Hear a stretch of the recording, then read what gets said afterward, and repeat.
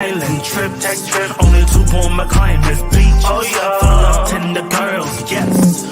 I love flying to Hawaii like it's close to me. Got 5 hours to the land with an ocean breeze. See nigga views, good food, and the woman tender. Bay Area. To the islands with a culture blender. Tell me something about the water. It is oh so tender. Are there beaches everywhere? Take a drive and end up on the side of the road. Stop it is a must. Take a list. That way. Hey. Good morning or afternoon, wherever you are. Welcome to the Mrs. Best Reviews channel. We are here, as we are every Saturday morning, to go over our recap of the latest episode of Love After Lockup. This will be season 5, episode 6, as you can see in the title. And the title of this episode was Unhappy Father's Day. So to those wondering, yes, I am wearing a little graduate, what is this, a tassel? A cap, whatever the fuck. I do have a gown, but I'm not wearing it. I do graduate college today, so congrats to me. I achieved my bachelor's in psychology, and I intend to do a lot with that. So that is why I'm in this. My graduation's virtual. It is happening right now, live on YouTube and Facebook, but I have this and a lot of other things to do. So I'll just celebrate with y'all, because I'd rather talk about the episode. They're just going to show a name anyway. Anywho, we're going to start, for those who are unsure the way it works, I will go through each couple and what happened with that couple for the entirety of the episode. And we're going to ship it through because I know that it's Saturday and everybody has things that they need to do. They want to enjoy the pretty weather if they're in California, because now it's supposed to rain tomorrow. I don't know. But let's get into it. So the first couple we're going to start with is Melissa and Louie. So Melissa and Louie, for those unsure, have been the ones who they've known each other since high school. He was popular. She was not. She is still in high school, like with maturity, where her brain is, all of that. So they go on a date, their first date while he's out. And they go to a ballroom dance course, which is something that couples do all the time. And basically, at the dance date, the instructor was a little flirty with Louie, and she was a little hard on Melissa, and she didn't really like that. So we see her excuse herself to the restroom, and then in this episode, we see them finish the date, and Melissa ends up addressing him while they're driving home about how the dance instructor was, a problem. And I'm like, I said this last week.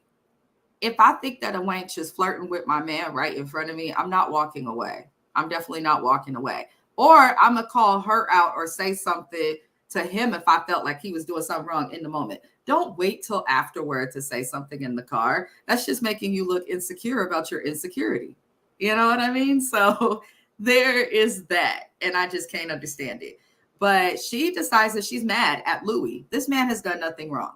Like, even though the instructor was flirting with him, he wasn't really flirting back, if that makes sense. So I don't feel like he did nothing wrong. I felt like her immaturity as well as her insecurity came together and just created this bigger issue. That's genuinely how I feel about that. So most of the episodes, she's mad about this. And Louie ends up going to work out because she don't want to hold his hand. She don't want to kiss him. She don't want to love him. She don't want nothing from him. And that's odd because the woman did something, not Louie. He just tried to take you out on a date.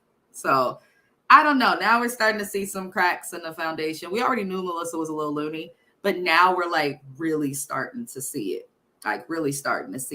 So she claims that she wants space. And when she FaceTimes her sister, she gives this victim story as if Louie's done something wrong. Louie has not done anything wrong. Now, Louie is a flirt. I'm not saying he won't do nothing wrong, but as of this instant, he ain't done nothing wrong. Just saying. So basically, we see Louie go to his old supervisor, Dirk, who we did see on Love During Lockup. He owns the pizza shop with the $2 beer. I'm trying to find a spot like that in California. I think Dirk is good for Louie. He encouraged him to go spend time with Melissa because it's her last day. He said, well, you should spend time with this woman if she's been beside you. He encourages Louie to do the right things. At first, I was like, this could be triggering for Louie to be back in the same environment that he got lit on. But, things are working out. Oh, so best. That's my husband, y'all. That's my man's. He says, look at my college college graduate wife. Hashtag psychology major. I'm also proud of you. Love. Woo! And hashtag black and educated. I am black and educated. This thing on my head, though, is starting to like drive me crazy. The dangle. I don't know who came up with the college swag, but it is what it is. Thank you. Thank you. We'll leave that comment up. We will leave it up. Fuck it. Why not? Right. But while Louis at his old boss Dirk's establishment, they're tossing pizzas in the sky. They're doing the whole shebang. I like their bond. I feel like he's good for him. And I like that Louis has somebody who's not crazy. I think Melissa's crazy. We know that crazy Donna, aka his mom, we know she's wacky. And it's nice to see that this guy Dirk has like some stability, some normalcy. Like I'm happy with that. I am happy with that. I'd also like to take a moment to say congratulations to anyone else who has graduated this year, whether you're in high school, middle school, college, whatever the fudge, even if it's not recent. If you graduated college, congrats to you too. Shout out to class of 2023. These are the people who were productive during the pandemic. Can guarantee you that if you count the time. So shout out to them and shout out to anybody who's just achieving goals, even if you're not graduating. If you're doing good, shout out to you. So we're going to see what happens when he goes back home because Dirk says that he's going to pay for an Uber so that Louis can get back to Melissa. And we're going to see what happens with that. That should be interesting. But throughout this episode, nothing really happened with them except for her tripping. She's insecure as hell. It's like she still has to prove something to people in high school. And then people probably did not give a damn and wasn't thinking about each other or her and Louis until they saw them on TV. Now they're looking at you both like they're crazy. Like, oh yeah, that girl from our high school. She works for the post office and is kind of obsessive over a guy from jail. Oh yeah, look at Louis. He was popular. Yeah, he ended up doing so much drugs that he lost his teeth and went to prison. Like now everybody from your high school knows that y'all made mistakes, which you could come back from, but I'm just like, I wouldn't want to demonstrate that. Moving it along, the next couple we're going to discuss is one that I'm not going to, in the words of my friend James, I'm not watching my motherfucking mouth. I am sick of Andy and Brittany. I am sick of them. More so, I'm tired of Brittany. Now, we've seen in the last episode, really we've seen since she's gotten out of jail that she's struggling to connect with him. I don't think she's attracted to him. I don't think that it's what she was expecting. You know, this is the problem with meeting people, not in person. You don't know if that connection you have texting or talking to someone on the phone or FaceTiming them is going to be the same connection as when you're in person. You just don't know. Everyone is different. I met my man online. I did not know him. We texted for a long time before we even talked on the phone. Fun story about me and Mr. Best. And I don't know. When I met him, there was a stronger connection than was over that. So I feel like you have to look into that because there's no connection between Andy and Brittany. She doesn't look like she's attracted to him. The last time they seemed connected at all was when they jumped in that pool together. And I mean, all they did was jump in the pool together. So I'm not going to take that as a big, deep deal. Anywho, so she goes to sleep in the guest room basically, which I'm like, even if I'm mad at my dude, I want his black ass in the bed with me. I just feel that way. So I'm like, you go to sleep in a whole nother guest room. You're really not feeling this dude. And I feel like she needs to admit that. It's okay, Brittany, you don't want Andy. It's okay to not want someone. It's okay to not have those sparks. Move on. Stop. It sounds like she can go to her mom. It sounds like she has all these things that she can do, but instead she chooses to be around him, making him miserable and herself, which annoys the shit out of me. So basically, I don't think she wants to have sex with him at all. There's definitely no attraction. And she claims that she sees a different Andy, but she's the only one who's acting different. Andy seems to be acting the same. I think that it just feels more disingenuous while they're in person versus over the phone. That's just how I feel. Basically, Brittany's bullshitting. She says after that first night in the guest room, I don't know if I can do this. Basically alluding that she doesn't know if she can do the relationship. She keeps saying her only concern is her children. And that's the only piece of respect I have for her because she knows that she did something to her kids that impacted their life. and she has no problem apologizing repetitively and putting her kids first. The only thing I don't respect is like, why are you letting Andy like pay for your all of this stuff and leading him on? If you don't want this man, then move on. Stop wasting his time. That's wrong. So she tries to go for a walk. She's outside talking about how she's overwhelmed. She looks miserable. We cannot deny that. She looks absolutely miserable. And Andy calls her and he's like, well, I would have went on the walk with you. You know, he's trying. He's like, I want to make an effort to make this right, but she doesn't want the effort. So, you know, she basically tells him what we all know. She wants to be with her kids and she doesn't know if she can do it. And, you know, she had to say it like a few times before he accepted it. He wasn't hearing it. And I still don't know that he accepted it. I feel like if you cannot do this, Brittany, you need to give the money back to Andy and you need to leave. You need to go live with your mother and figure it out, or tell him, I want to be with you, but maybe we can't live together because I need to focus on my kids. Do that. But in the words of my husband, Mr. Best, when he watched this episode, she is someone who is not ready for a relationship at all. And that homegirl, we knew she didn't want that man. People have been saying that since the first of whatever. I encourage everybody who has Facebook to go look at the Love After Lockup Facebook group. They are lit. They are funny. They crack me the hell up. The stuff that they say, hella funny. So that's all we got from Andy and Brittany. I'm not going to talk about them too much longer. Moving it along, the next couple that we'll go over is Sheree and Anthony, our HR worker, whatever the hell she does, who I don't know why girls with long titties like to like show them off so often. My hairdresser always says that, look at these long ass titties. Like, I don't have the perfect body, but they sit upward. This girl's got like long titties. They look like flapjacks sitting. And I can't stand it.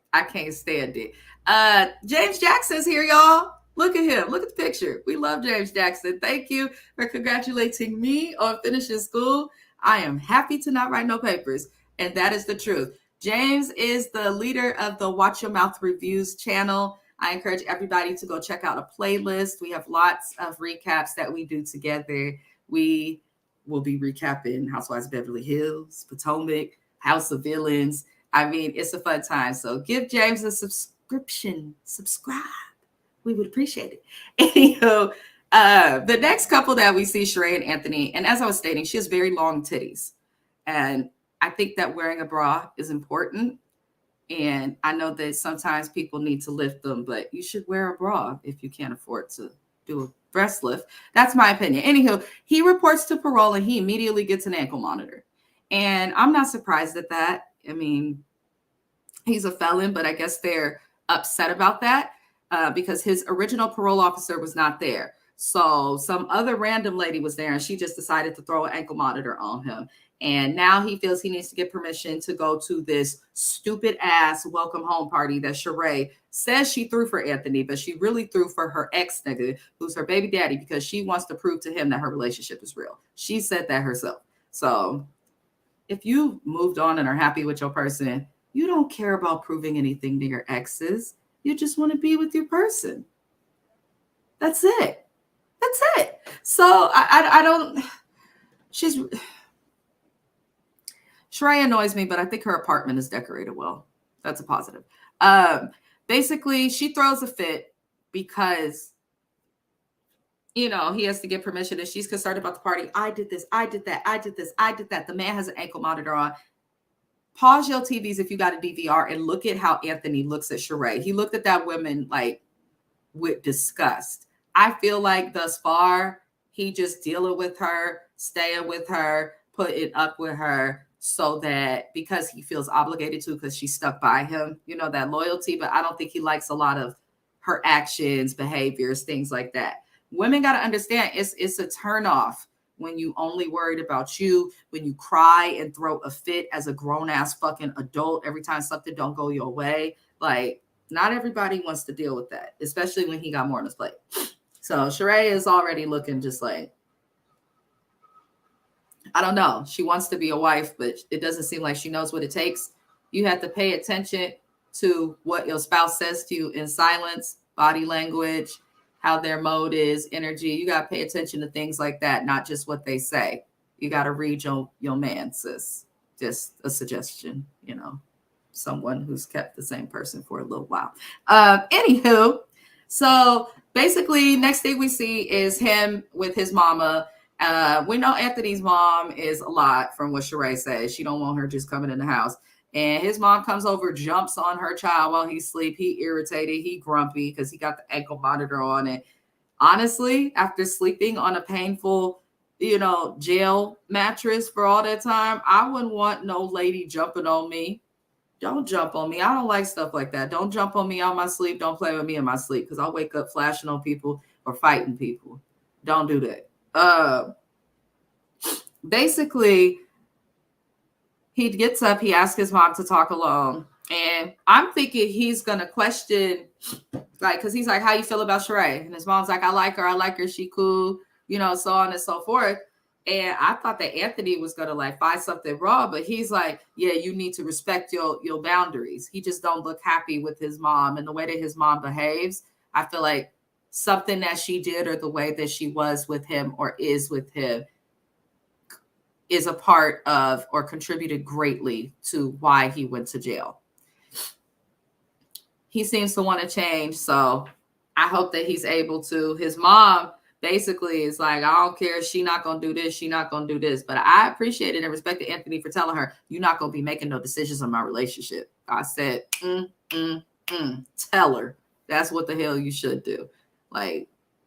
Love your parents, but they don't get a say so in your relationship. It's your relationship, not theirs. Anywho, that's all we got for them. His mama seemed problematic. That's all I can say. And Sheree seems selfish, and I don't think she's over her ex. I stand by it. So I'm going to move on to the next couple. We are breezing through, y'all. 17 minutes in. I've already gotten through 3 couples. Isn't that wonderful? It's wonderful because my man taking me to get chicken. I love to eat. That's the best thing ever. I get to eat today. Then I have a graduation dinner tomorrow. I get to eat tomorrow. That's all I want is to eat. I'm a simple person. Christmas comes. I don't care about gifts. I just want to eat. I just like to eat. That's it. Anywho, the next couple we're going to go over is Joinomi and Red. I cannot stand Joinomi. I can't. At first, I just thought she was a stupid thought. But now I can't stand her. I think that she's just a selfish individual and a bad person. Honestly, I really do. I think that I don't trust her. So she's been with Red for many years. She's never met him. 7 years. Never met him. Never visited him. Ever. But she sent him money, clothes, cars, all time. But she's never met him. It's so weird. So we see the episode with her riding with the family. We know she has some issues. Joinomi disrespected his sister in the last episode, shut down, tried to claim his mom over her. She doesn't take any accountability for the fact that she cheated on this man. She thinks that her reason to cheat is valid. There is never a valid reason to cheat. You are wrong, Joinomi, and you need to understand that. And if you don't, then please stop getting with that girl because Anywho. The family asked her, because she's from New Mexico, she lives on a Native American reservation, even though she doesn't seem to care or give a damn about her culture, because we saw her pawning family heirlooms just so that she could visit his ass. And she gets out there and acts a fool. So the family's like, do Black people live in the area? And for those wondering, I know not everybody that watches my channel is Black or African American or of African descent. But for those wondering, when Black people move somewhere, a lot of us, we can't just move to a city. We have to check the dynamics, diversity, things of that nature, because it's not safe for us to go everywhere. And that doesn't mean that all people who aren't African American are bad or racist, but unfortunately, there are still a lot of areas like that. So the family asked a valid question: are there Black people nearby? And she's like, no. And they're just, a little worried about that. But they seem to move on because obviously she's not racist or anything like that. And, at least on a reservation, he's somewhat protected, I guess. But yeah. They're also in New Mexico, I believe she is. And there's nothing there. There's nothing there. As a state, it's not the best place. So It is a little weird. But St. Louis, where he's at, is also awful. So it's like, maybe they should just like do like everybody else and go to Florida.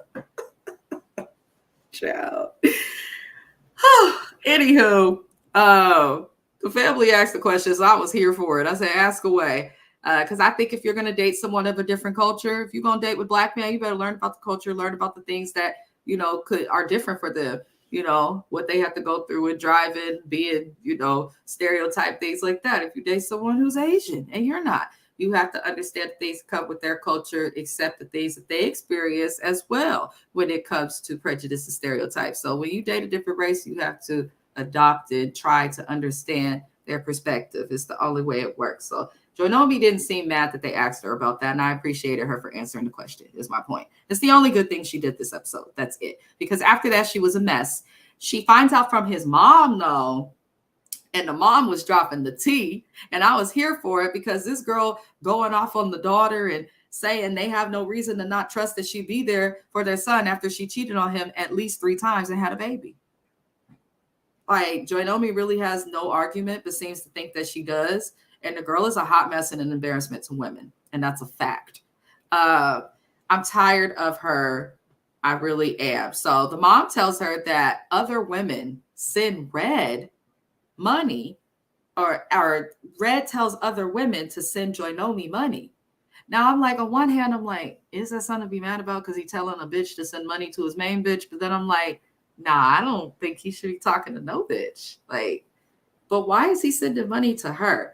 So this man's been sending money to you, Joy, and you still cheated on him 3 times and made a baby?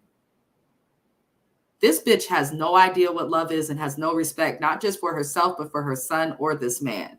Because she don't even know who her son's dad is. What happens if you got to tell the boy? Like, she is doing her child, herself, him. She's awful. She's dangerous. She's a sociopath. I truly believe that. I truly believe that. And if you look at the previous comment from Also Best, I'm a psychology major. I think I'm good at spotting a sociopath. And I think that Joy is one of them. That's all the fuck I'm gonna say. So, because why do we feel sorry for you when you've done all of this to him? And now we find out that from the penitentiary, he got people sending you money to help you out, and you still cheat? Girl, bye. Nobody feels sorry for you. Nobody feels sorry for you. She needs to lose the weight and figure out how to attach and attract a man without her mouth game or her cootie cat. Because we all know that's what the hell she's doing. Because her sisters were like, it's just one night stands. Girl, bye. Okay. Anywho, and nothing's wrong with being promiscuous. Nothing's wrong with that. If I was single, I'm a Gemini. Geminis is freaks. I'd probably be promiscuous. But like, careful, in a careful way. Wouldn't be leading people on and breaking hearts, you know, like, come on now, that's fucked up. So basically they get to the hotel and they have to be up early. So the family tells Joy, and they all agree, the whole group of the family, they tell Joy and they all agree, we need to be up early. We need to be out of this hotel by 5 a.m. So fast forward to the morning time, everybody's ready. The sister has to come knock on Joy's hotel room door because Joy has not come down. She is still curling her fucking hair. Like, that's gonna, let me stop. She's curling her fucking hair, knowing that she's late, knowing that the family and things have not gone well. And the sister knocks on the door. She's like, hey, well, what's going on? Why are you late? Like, because we got to get to go get him. She lets the door slam in the sister's face. And I saw that sister, listen, Red, I know if this somehow gets to somebody on this show, pass this along to Red, because your sister, take her out to dinner, pay for her to get a massage, do something for her, because you saw it was taking everything in her to not slap the shit out of Joinomi. And she had every right to smack the shit out that girl, because I know I would have. I know I would have. Listen, that's why I stay away from my siblings and stuff, because if they ever had a spouse to disrespect me, I'm gonna smack them and ask questions later. I don't have time for that. I don't have time for that. So Joinomi finally comes down, and what's interesting is Joinomi was late because she was crying about how she just feels negativity has been an issue, and she's the only negativity. She has disrespected this man's family up and down and up and down, and it's not okay. And basically, when she comes down, the mom asks why, you know, why she was late. And she was rude. She was like, yeah, all that matters is that we get there now. But she says it like with the tone, ignoring them. I just think she's trying to have power over his family or something. She's very disrespectful to them because they've been really nice to her compared to other families. So the mom and the family ask Joy in the car, they're like, how come you never made it to visit him? And she doesn't really give an answer. She's very rude again, especially if he sent you money. I would have used some of that money to go visit him right back. Stupid. Anywho, the mom, basically, we end off seeing the mom wonder why Joy has never visited, and you know, she just keeps rudely answering and saying they want to focus on the release. So they get to the location of where he's supposed to be released. They got their balloons. His mom's emotional, and he's gonna come out. We didn't see it yet. We're gonna see it next week, but I'm interested to see. I believe that if a man that I got with while he was in jail got out of jail, and I see his mother emotional, and she's been kind to me after I've cheated on him, opened her house up to me, and has still been respectful, and she's emotional. If Joy doesn't let his mama get that first hug, that bitch is in the trash, not the recycling bin or the compost, the trash. We're not reusing it. Send her ass to the landfill. We're not doing it. So that's all that happened with that couple. The last couple we're going to go over on this recap is Brittany and Karak. I am going to do my best with this. We do have to hear of sexual assault.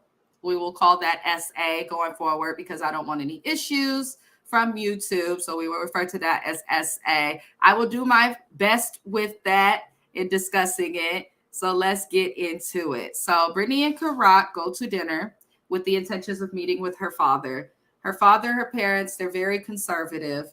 They are of Hispanic origin, and she's explained that where they're from, you know, LGBTQ, the progress they've made here, they have not made everywhere else in the world. So her parents are conservative, they're Catholic. This is something that's against their religion, and that's their choice. They're not disrespecting Karak. They are not speaking of him illy, but they're struggling with this. So, you know, her dad doesn't show up to dinner. She breaks down and cries. And you just see her become a little girl with that. It was kind of sad. He speaks to their prison mom, who sounded like someone calm. And, you know, they do their best to calm Brittany down, but they end up leaving the restaurant. She was really upset that her dad didn't come. She really wants him to accept it, her relationship with Karak. And Karak is trans, so that's difficult for her conservative Catholic father to accept. So, you know, Karak, I think, handles these situations well. A lot of people in the LGBTQ plus community would be upset and use this opportunity to attack Brittany's parents. But instead, he's so calm and more concerned about her feeling good. And he says, I know who I am. He's comfortable in his skin. He knows that being a man is what's comfortable and makes him feel good. So it seems like other people's opinion he's not too concerned about. And I respect that about Karak, because a lot of people would get at the family and, you know, do the most. And you don't have to always do that. So shout out to Karak for that. So after that, you know, we see Brittany cooking with Karak's mom later down the episode. And y'all know I love Karak's mama. Love this lady. You can sense, even my husband said it, you can sense she's just really a good person. So sweet, big heart. She's cooking with Brittany and joking with her about how the greens and ham hocks giving Brittany a booty. And it was. If Brittany getting a little thick. She is getting a little thick. The mom is not lying. Brittany was talking about she insecure about her ass. She thought she was going to have to pay for a BBL. No, you don't, honey. Not with black food. Just eat up. It'll come. It'll come. That wagon will follow. Anywho, Brittany opens up to Karak's mom when they're talking, and she explains her life, and it starts to make sense. It really does, especially for someone having an understanding of some type of psychology. It makes sense. We find out that when she was younger, she went to her first party that she ever went to in life. She left with 3 boys at the party who were supposed to take her home. Instead of taking her home, she was assaulted and left in a ditch with a broken collarbone. So that was difficult to see her pain with that. I definitely related to that. I am a victim and survivor of sexual assault. And I've actually experienced a situation extremely similar to Brittany's. So her pain, I felt it was difficult to watch, it's difficult to talk about. I'll do my best. But I think that Brittany needs therapy. I think that Key Rock's mom is truly a blessing and an angel in her life because she was able to express that to someone and get consoled and taken care of. And you could tell that that's really just what she needed. I definitely think Karak's family and him are a good support system for her, even though they have their slight issues. Now it makes sense why she's manically and erratically fighting to have a child. She's trying to get the idea of family and redo, things that have happened. But, I just want to say prayers to Brittany. I hope that she is seeking therapy. I went to therapy on and off for over 17 years, and it helped me to learn that when things happen like SA, it's not something that you can ever get over or forget, but you can learn to live with it, and you can still thrive and you can find happiness again. I have. So I hope that, she continues to talk about her issues, and I hope that talking about those issues helps her to heal. So we will leave it there. That is all that happened. Hello, XO Vodka. That is all that happened on the episode of Love After Lockup today. I have to actually head into my graduation before I miss my own name being called. I appreciate everybody for tuning in. We will be back again next week for a recap here on Saturday. Next week, we will also have recaps and a song review on Tuesday, recaps on Wednesday, and a song review on Thursday. There's a lot that is happening. And on Monday, we will have the premiere of XO Vodka's artist reaction video. I do full artist reaction videos for $15. For $10, you could get a couple music video reactions. And for $5, I'll react to a song or video. Anywho, I love and light to you all. Let's go, class of 2023. Congrats to me. And you guys have the best Saturday. Go live your life. Eat something. Do something fun.